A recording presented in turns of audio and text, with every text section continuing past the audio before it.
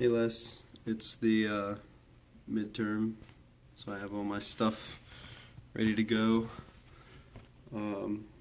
I guess we'll just get started. I have no opportunity, unfortunately, to get it done between Thursday and Friday night, except now, but I'm at work, so if I get called, I'm going to have to redo this later. So, just a warning. But it's the slow time. It's like 1 a.m., so we're good. That being said, let's do it. First term, yes and. So, yes and gives a forward motion of the plot. It builds on your fellow actors' actions. For example, someone says, hey, let's build a house. Yes, let's build a house. And we'll make it a rad house. Okay. As opposed to, oh no, I'd rather go for a bike ride. That just kills the plot. You don't get any forward motion. You don't develop anything in that plot. All right, the next part. The security of affirmation comes from within. You have to be personally committed to doing your actions on stage. I take this as if you can't sell yourself on an action, you can't sell an audience on that same action. For example, if you're trying to convince a lover to stay with you and you're saying, no, stay, I need you to stay, instead of, oh, can you stay? No, that's okay with me. Obviously that's not exactly what you're saying, but that's what you communicate if you don't have a vested interest, if you can't convince yourself that you want them to stay. Don't think, just act. It means not planning your actions, but reacting to the actions of your fellow actors.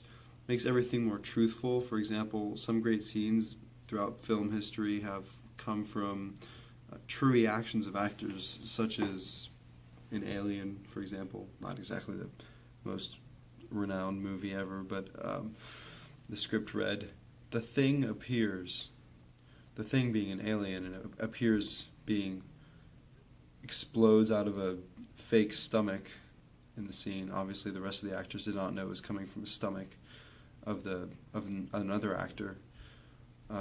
So their reactions on that were very, very genuine, very reactive. The dramatic function of something is how a character or an element similar to that in a story moves that story plot along.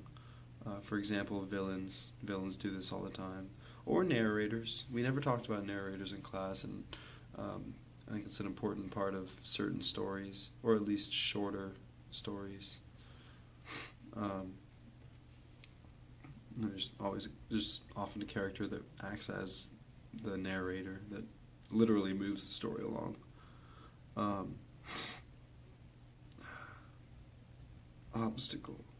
Obstacle is an element that creates tension and conflict between characters within a story or a scene. Example, Romeo and Juliet, classic. The families create that obstacle of their outstanding violence or aggression between each other. That serves as an obstacle in which they can't get married, and that drives the entire story and leads to the conclusion of that story. Indicating. Well, we talk about this one all the time. You say, oh, this is a gun.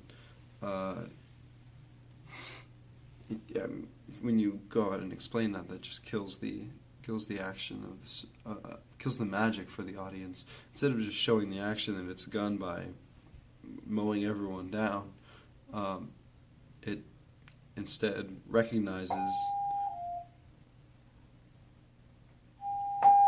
Oh shit. Medicaid engine 82 for the medical level testing. All right, go ahead.